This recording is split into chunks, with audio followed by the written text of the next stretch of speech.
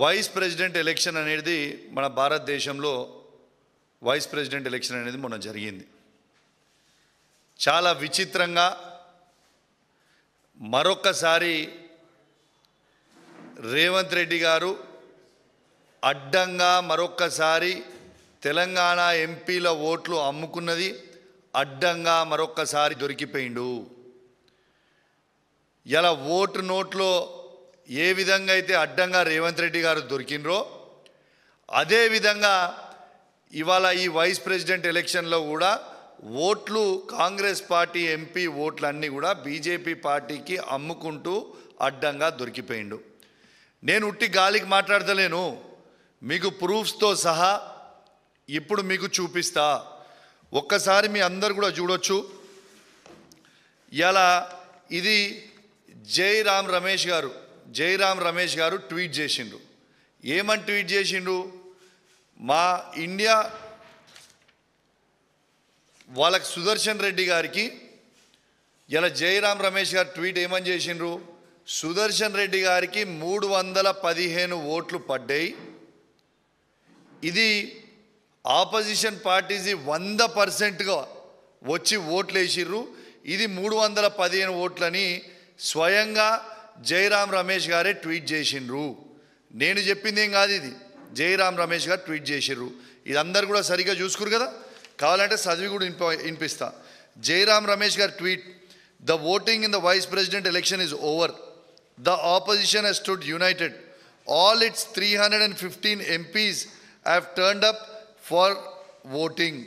This is an unprecedented 100% turnout అని ఇలా Jairam Ramesh garu tweet చేసిండ్రు. వీళ్ళు ట్వీట్ చేసిన తర్వాత ఏమైంది? ఇలా యాక్చువల్గా ఓట్లు ఎన్ని పడ్డాయి? జైరామ్ రమేష్ గారేమో 315 ఓట్లు పడ్డాయని చెప్తాడు. కానీ ఎలక్షన్ కమిషన్ ఎంత డిక్లేర్ చేస్తుంది? సుదర్శన్ రెడ్డి గారికి పడ్డ ఓట్లు కేవలం 300 ఓట్లని మాత్రమే ఇది ఎలక్షన్ కమిషన్ డిక్లేర్ చేస్తుంది. ఇది చూడొచ్చు మీరు. ఇడిదికేమో జైరామ్ రమేష్ గారు ట్వీట్ ఉంది, 315 ఓట్లు. ఇడిదిక్కు మన ఆన్లైన్ వాళ్ళ ఎలక్షన్ కమిషన్ డిక్లేర్ చేసింది 300 ఓట్లు మాత్రమే పడ్డాయి. 452 మాత్రం బీజేపీ సపోర్ట్ చేస్తున్న క్యాండిడేట్కి పడ్డాయి అనేది క్లియర్గా ట్వీట్ చేసిండ్రు. ఇది అయిపోయిన తర్వాత ఇది ఇండియా టుడే నేషనల్ ఛానల్లో కూడా 300 ఓట్స్ మాత్రమే ఇవాళ కాంగ్రెస్ పార్టీ అభ్యర్థి అయిన సుదర్శన్ రెడ్డి గారికి పడ్డాయి అనేది క్లియర్గా ఇగోండి మీరు చూడొచ్చు. ఇది కూడా చూడొచ్చు ఇండియా టుడేది. ఇలా ఇండియా టుడే తర్వాత ఎన్డీటీవీలో కూడా ఆన్లైన్లో వాళ్ళు వేసింది కేవలం 300 ఓట్స్ మాత్రమే కాంగ్రెస్ క్యాండిడేట్కి దొరికిన ఓట్లు పడ్డాయి అనేది క్లియర్గా దీంట్లో మీరు చూడొచ్చు. ఇవాళ నేను అనేది ఏంటంటే, ఇలా జైరామ్ రమేష్ గారేమో 315 ఓట్లు పడ్డాయని చెప్తాడు. మరి 300 ఓట్లే ఎట్లా పడ్డాయి అంటే 15 ఓట్లు ఎటుపోయినాయి అంటే ఈ 15 ఓట్లల్లో 8 తెలంగాణ కాంగ్రెస్ పార్టీ ఎంపీ ఓట్లన్నీ కూడా బీజేపీ క్యాండిడేట్కి ఇలా ఓట్లు వేసిండు అనేది స్పష్టంగా అర్థమవుతుంది. ఎందుకు చెప్తున్నా అంటే అంత స్పష్టంగా మీరు చూడవచ్చు. ఓటింగ్ అయిపోయిన తర్వాత ఇప్పుడు మీకు చూపిస్తా.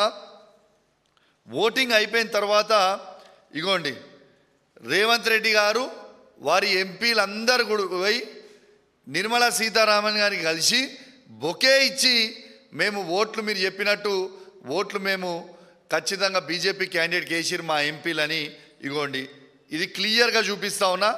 ఇవాళ రేవంత్ రెడ్డి గారు మరియు వాళ్ళ ఎంపీలు అందరూ కూడా పోయి మేము ఓట్లు వేసినామని నిర్మలా సీతారామన్ గారికి షాల్వా కప్పి బొకే ఇచ్చింది మీరు స్వయంగా చూస్తూ ఉన్నారు.